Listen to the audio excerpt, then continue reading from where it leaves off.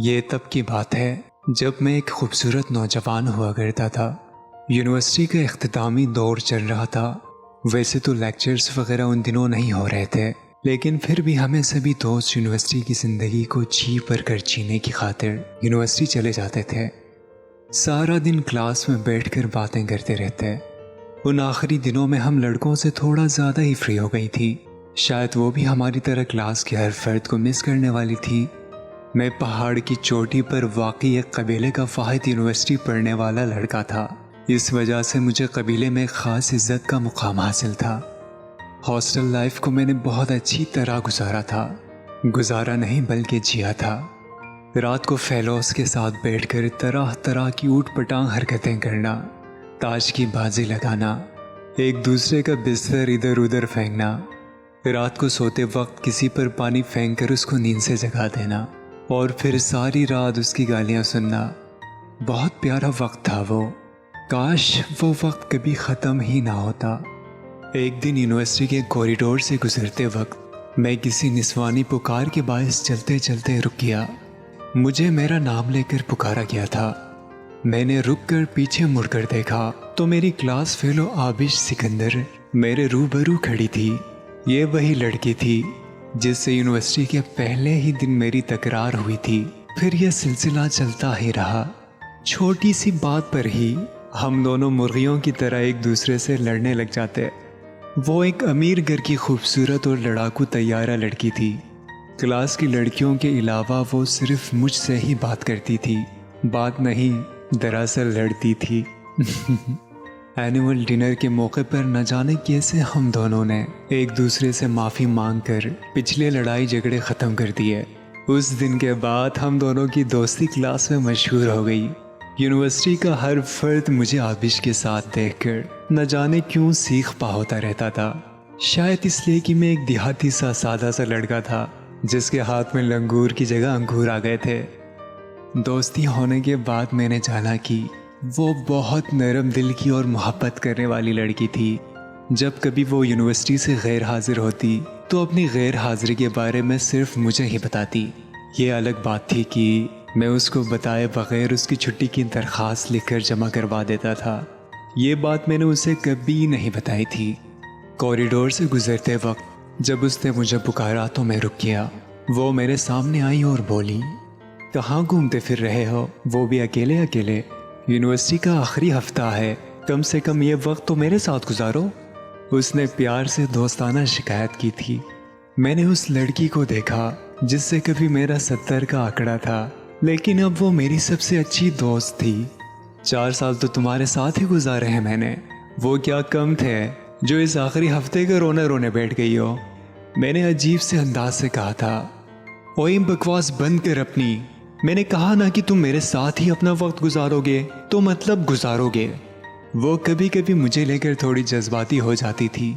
उस दिन भी वो जज्बाती हो गई थी। अच्छा ठीक है मेरी माँ, तुम चलो, मैं सर से मिलकर 2 मिनट में आया। वो गुस्से से मुझे देखकर पाँव पटक कर वहाँ से चली गई। सर से मिलकर मैं उसे ढूंढने लगा। वो कहीं भी नजर नहीं आ रही थी। मैं जानता था कि वो मुझसे गुस्सा होती थी तो कहाँ जाकर बैठती थी। मैं वहीं चला गया। वो वहीं थी, अकेली गुमसुम पत्थर की सिल पर बैठी, साथ लगे शहतूत के दरख्त से सर को टिकाए घास पर गिरे खुश्क पत्तों को देख रही थी। मैं उसके साथ जाकर बैठ गया। उसने एक नज़र मेरी तरफ देखा और फिर सामने देखने लगी। नाराज हो? मैंने सवाल किया। खामोशी। मैंने उसको खामोश देकर फिर वही सवाल किया। उसका जवाब फिर खामोशी था। कुछ तो बोलो, यूं चुप मत बैठो। मैंने प्यार से उसको मनाने की खातिर इल्तिजा की। वो फिर भी खामोश बैठी रही, जाने खुश्क पत्तों में क्या ढूंढ रही थी। बहुत उजड़ी उजड़ी सी लग रही थी। पहली दफ़ा उसको देखकर मैंने महसूस किया कि वो अंदर से बहुत दुखी थी। मैंने वजह पूछी मगर उसका जवाब वही खामोशी ही मिला। मैं बेजार होकर उठकर जाने लगा तो अचानक उसने मेरा हाथ पकड़ लिया। मैंने मुड़कर उसे हैरत से देखा। 4 सालों में पहली बार उसने मुझे छुआ था। पहली बार उसने मुझको छुआ और मुझे मेरी ही नज़रों में मोतबर कर दिया। कहाँ जा रहे हो? उसने मेरी तरफ देखकर सवाल किया। तुम्हें मेरा साथ पसंद नहीं आ रहा था, इसलिए यहाँ से उठकर जा रहा था। किसने तुम्हें यहाँ से जाने की इजाज़त दी? वो संजीदगी से मुझ पर अपना हक जताते हुए सवाल कर रही थी। वक्त ने, मैंने भी संजीदगी से जवाब दिया। वक्त कौन होता है हम दोनों का फैसला करने वाला? वो एकदम से तेज में आ गई। मैंने कोई जवाब नहीं दिया, खामोश खड़ा उसको सुनता रहा। फिर उसने एक लंबी सी ठंडी सांस छोड़ी और बोली, चलो आज मुझे कहीं घुमाने ले चलो। घुमाने? वो भी मैं? मेरे पास तो कोई सवारी भी नहीं है। मुझे नहीं पता, बस मुझे कहीं घुमाने ले चलो। ये वक्त शायद फिर कभी ना आए, इसीलिए मैं तुम्हारे साथ एक बार कहीं घूमने जाना चाहती हूँ। उसने मुझे देखकर अपना हतमी फैसला सुना दिया था। उसको इनकार करना मतलब उसकी नाराज़गी मोल लेना था। वो नाराज़ होकर बहुत जालिम लड़की बन जाती थी और मैं उन आखिरी लम्हों में उसको नाराज़ नहीं करना चाहता था। चलो उठो, घूमने चलें। मैंने उसको देखकर कहा, कहाँ जाएंगे हम? जहाँ भी रब ले चले। वो हल्का सा मुस्कुराई और उठ खड़ी हुई। हम दोनों यूनिवर्सिटी से निकलकर बाहर रोड पर आ गए। उस दौर में मुझ जैसे गरीब के लिए सिर्फ तांगे की सवारी हुआ करती थी। ये अलग बात थी कि आबिश एक बड़ी सी गाड़ी में अपने ड्राइवर के साथ यूनिवर्सिटी आती थी। तांगे की सवारी उसकी शान के खिलाफ थी और मेरी अवकात के मुताबिक थी। मैंने उसे पहले ही कह दिया था कि मैं तुम्हें कार में बिठाना अफोर्ड नहीं कर सकता, इसीलिए इस तांगे पर ही तुमको सब्र के साथ और खुशी खुशी बैठना होगा। वो मुस्कुरा दी। मैं जानता था कि वो मेरे साथ पैदल भी सफ़र करने के लिए राज़ी थी। तांगे पर बैठकर हम जाड़े के मौसम में हल्की धूप में शहर के बाज़ार में आ गए। मैं उसे चाचा गामे की ठहरी पर ले गया। चाचा गामा खोए वाले कुल्फ़ियाँ फ़रोख्त करता था। मैंने वहाँ से 2 खोए वाले कुल्फ़ियाँ ख़रीदी और एक आबिश को दे दी और एक खुद खाने लगा। 4 आने से 2 कुल्फ़ियाँ ख़रीदना उस वक्त बहुत अय्याशी तस्वुर किया जाता था। उसने पहले कभी ऐसी चीज़ नहीं खाई थी। कुल्फ़ी खाते वक्त कुल्फ़ी से बहता खोया उसके होंठों के नीचे टपक रहा था। खोए के कुछ कतरे उसकी नाक पर भी लगे हुए थे। उसे देखकर मैं मुस्कुराने लगा। वो समझ गई कि मैं किस वजह से हंस रहा था। अगले ही पल उसने अपनी कुल्फ़ी मेरी नाक और मुंह में मल दी और मेरे हाथों से मेरी कुल्फ़ी छीन कर खाने लगी। उसके चेहरे पर उस वक्त जो मुस्कान थी वो काबिल दीद थी। उस वक्त एक ही पल में वो मुझे बहुत ही प्यारी लगी थी। दिल चाह रहा था कि वो ऐसे ही सारी ज़िंदगी खड़ी रहे मेरे सामने और मैं उसे यूं ही मुस्कुराता हुए देखता रहूं। वो पहला और आखिरी मौका था जब आबिश मेरे साथ बाहर कहीं गई थी। हमारे लिए वो चंद लम्हे सैर व सियाहत की ही तरह थे। आज के दौर के बच्चे इस सैर को डेट पर जाना कहते हैं। वो तांगे की सवारी और कुल्फ़ी का मज़ा मुझे सारी ज़िंदगी याद रहा, कभी भुला ही नहीं सका।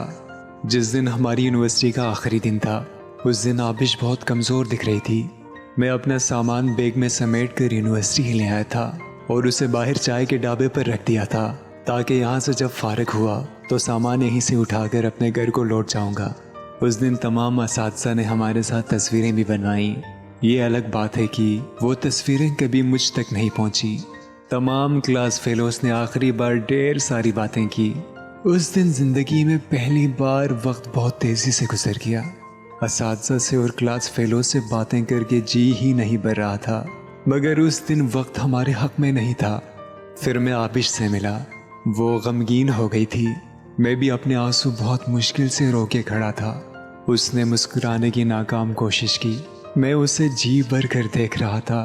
उससे दूर जाना पुल सिरात से गुजरने की तरह महसूस हो रहा था। फिर उसने अपनी उंगली से एक सिल्वर रंग की अंगूठी उतार कर मेरे बाएं हाथ की छोटी उंगली में पहना दी। मेरी छोटी उंगली उसकी लेडी फिंगर से बड़ी थी, इसीलिए वो अंगूठी मेरी आधी उंगली में ही समा सकी। मैंने अपने गले में पहनी हुई चेन उतार कर पागलों की तरह उसके गले की बजाय उसकी कलाई पर बल देकर बांध दी। ये सब कुछ एक होलनाक खामोशी के ज़ेरे असर हो रहा था। वो भी चुप थी, मैं भी चुप था। उसकी आंखें भी सुर्ख हो गई थी, मेरी पेशानी भी जलने लगी थी। फिर वो एक नज़र मुझे देखकर हजार ज़ब्त के बावजूद 2 आंसू जल्दी से बहाकर बगैर कुछ कहे, बगैर अलविदा कहे, वो जल्दी से भागकर अपनी गाड़ी में जाकर बैठ गई। मैं हैरत से उसे देख रहा था। उसकी गाड़ी मेरी आंखों के सामने वहां से उसे लेकर चली गई और मैं वही हैरत का मुजस्मा बने उसकी गाड़ी को खुद से दूर जाता देखता रहा। मैंने सोचा था कि वो उस आखिरी दिन मुझसे ढेरों बातें करेगी, हर हफ्ते बाद या कम से कम एक महीने बाद खत लिखने का वादा ज़रूर लेगी, और उस आखिरी दिन वो मुझसे मसनूई झगड़ा करके मुझे हमारी पहली मुलाकात की ज़रूर याद दिलाएगी। मगर उसने मेरी उम्मीद के मुताबिक कुछ नहीं किया था। जाने उसके जहन में क्या चल रहा था। मैंने आखिरी बार अपनी यूनिवर्सिटी के गेट को देखा, दिल मुट्ठी में आ गया था। फिर बेख्तियारी के आलम में 2 आंसू बहाते हुए मैंने यूनिवर्सिटी को अलविदा कहा और अपना सामान उठाकर तांगे पर रखा और अपने घर की राह ली। रेल के डब्बे में बैठा मैं अपनी यूनिवर्सिटी और अपने सभी दोस्तों से बहुत दूर जा रहा था। खुशियों और लापरवाही का दौर अपने इख्तिताम को पहुंच गया था। घर आकर अपनों से इतने लंबे अरसे बाद मिलकर भी खुशी नहीं हो रही थी, न जाने क्यों। कुछ अरसे बाद घर वालों ने शादी का कहा तो मैंने इनकार कर दिया। इनकार करने की वजह मुझे खुद मालूम नहीं थी, लेकिन फिर कुछ अरसा और गुजरा तो अब्बा ने रिवायती वालिद की तरह अपनी पगड़ी मेरे कदमों में डाल दी और बोले कि बेटा, तुम्हें मेरी इज्जत का वास्ता है, शादी कर लो। बस फिर मुझ जैसे देसी बंदे को अपने बाप की इज्जत की लाज रखनी पड़ी और कुछ दिनों बाद मेरी शादी हो गई। शादी होने के बाद भी मैं आबिश को भुला नहीं पाया। उसकी दी हुई अंगूठी मेरी उंगली में थी। अंगूठी तंग होने की वजह से मेरी उंगली पर उस अंगूठी के गहरे निशान बन गए थे। वो निशान मुझे आबिश की याद दिलाते थे। जब भी उसकी याद आती मैं घर से बाहर निकलकर पहाड़ों पर कई ऊंचाई पर चला जाता। वहां जाकर मैं बेखुद सा होकर जोर जोर से आबिश आबिश पुकारने लगता। मैं नहीं जानता था कि मैं ऐसा क्यों करता था। ये भी नहीं जानता था कि वो भी मुझे याद करती होगी या नहीं। जिंदगी किसी बोरिंग रेलवे स्टेशन की तरह होती है। ना चाहते हुए भी हमें किसी बोरिंग स्टेशन पर उतरना पड़ता है, फिर वहीं से अपनी मंजिल की तरफ बढ़ना होता है। मैं भी एक बोरिंग स्टेशन पर उतरकर अपनी ना चाही मंजिल को पा चुका था। इस स्टेशन से बहुत से लोग मुझसे बिछड़कर अपनी अपनी मंजिल की तरफ जा चुके थे। वो भी इस स्टेशन पर उतरकर मुझसे जुदा हो गई थी। यकीनन उसको भी उसकी मंजिल मिल गई होगी। वक्त किसी बेलगाम घोड़े की तरह सर पर दौड़ता रहा। उस सारे अरसे में बहुत कुछ बदल गया था। मैं 2 बच्चों का बाप बन गया था। एक बेटा था जिसका नाम अयान अली था और एक बेटी जिसका नाम आबिश था। मैंने सोच रखा था कि मैं अपनी बेटी को उसका नाम दूंगा। उसे किसी भी सूरत अपने करीब रखूंगा। हर रोज उसको देखूंगा, प्यार करूंगा, ढेर सारी बातें करूंगा। शायद ऐसा करने से मेरे दिल को कुछ सुकून मिल सके। एक सर्दियों की जाड़े वाली शाम में लाहौर की मार्केट में किसी काम से गया था, जब मुझे अपने सामने एक खातून बहुत देर से मुझे तकती नजर आई। उसके चेहरे पर नकाब था, मगर उसकी आंखें जानी पहचानी थी। एकदम से मेरे जहन में धमाका सा हुआ, आबिश। मैंने दिल ही दिल में कहा था। दफतन ही उस खातून ने अपने चेहरे से नकाब हटा दिया। उसका ऐसा करना था कि मेरा दिल मुट्ठी में आ गया। वो वही थी, आबिश, मेरी दोस्त, मेरी सहेली, मेरी बेचैनी की इकलौती वजह। मैं हैरत से उसको देखे जा रहा था। वो चलती हुई मेरे पास आ गई। वो भी मुझे हसरत भरी नज़रों से देख रही थी। उसकी आंखें वही कुछ बयान कर रही थी जो वो उस आखिरी दिन कह नहीं पाई थी। कैसे हो अलिफ? उसकी आवाज़ एक लंबे अरसे बाद सुनते ही दिल को सुकून मिल गया था। मैंने एक पल के लिए सुकून से आंखें बंद कर ली और उसकी कोयल जैसी आवाज़ को अपने दिल में कैद करने लगा। मैं ठीक हूँ, तुम सुनाओ? मैं भी ठीक हूँ। यहाँ कैसे आना हुआ? बस एक काम के सिलसिले में अपने मादर इल्मी शहर आना पड़ा। बस वापस जाना ही वाला था कि तुम नज़र आ गई। शादी कर ली? उसने अचानक से सवाल किया। मैंने दिल पर पत्थर रखते हुए सर को असबात में हिलाकर जवाब दिया। एकदम से उसके चेहरे पर उसी जाड़े की शाम जैसा मंजर बन गया, जैसा मंजर उस आखिरी मुलाकात के मौके पर बना था। कितने बच्चे पैदा कर लिए? उसने खुद को नॉर्मल जाहिर करने की नाकाम कोशिश करते हुए हल्के से मुस्कुराकर पूछा। एक बेटा और एक बेटी, मैंने मुख्तसर जवाब दिया। क्या नाम है तुम्हारे बच्चों का? न जाने वो क्या पूछने की कोशिश कर रही थी। बेटे का नाम अयान अली है। बेटी का नाम बताते हुए शर्म आती है। उसने हंसते हुए कहा था, आबिश। हाँ बोलो, सुन रही हूँ मैं। उसने समझा था कि मैं उससे मुखातिब हूँ। मेरी बेटी का नाम आबिश है। मैंने गहरी नज़रों से आबिश को देखा, जिसकी हंसी एकदम से रुक गई थी और वो बहुत ज़्यादा हैरत और संजीदगी में मुब्तला हो गई थी। वो कुछ नहीं बोली, सिर्फ मुझे प्यार भरी नज़रों से देखती रही। चलो आओ, मैं तुम्हें एक जगह पर लेकर चलती हूँ। उसने मेरा हाथ थामना चाहा, मगर फिर एक पल में रुक गई। मेरी तरफ अपने बढ़ते हाथों को उसने पीछे हटा लिया। वो मुझे तांगे पर बिठाकर एक यादों भरी जगह पर ले आई। मैं सोच रहा था कि वो कितनी बदल गई थी। कार में बैठने वाली लड़की तांगे पर कैसे सुकून से बैठी थी। वो मुझे चाचा गामे की ठहरी पर ले आई। चाचा गामा भी बूढ़ा हो चुका था। आबिश को देखकर चाचा गामे ने उससे जल्दी में सवाल किया, आबिश पुत्र, आज खैरते सी, देर क्यों कर देती ऑनविच? चाचा गामे के सवाल से मुझे अंदाज़ा हुआ कि आबिश वहाँ रोज़ ही आती थी। तभी तो चाचा गामा उससे इस बारे में पूछ रहा था। बस चच्चा बाजार गई सी, उठे ही देर हो गई। मैं हैरत से आंखें फाड़ फाड़ कर उस लड़की को देख रहा था, जिसको पंजाबी का एक लफ्ज़ नहीं आता था और उसे पंजाबी से चिढ़ थी, मगर आज वो बहुत अच्छी पंजाबी बोल रही थी। फिर आबिश ने अपने पर्स से 4 आने निकाल कर चाचे को दिए। चाचे ने उसे 2 खोए वाली कुल्फियाँ दी और बोले, पुत्र कभी तो 2 कुल्फियाँ खा लिया कर, बस एक ही खांदी है, दूजी नू बस तकती रहंदी है। चाचा की बात ने मेरे दिल पर ज़र्ब सी लगाई थी। वो क्या थी और क्या बन गई थी।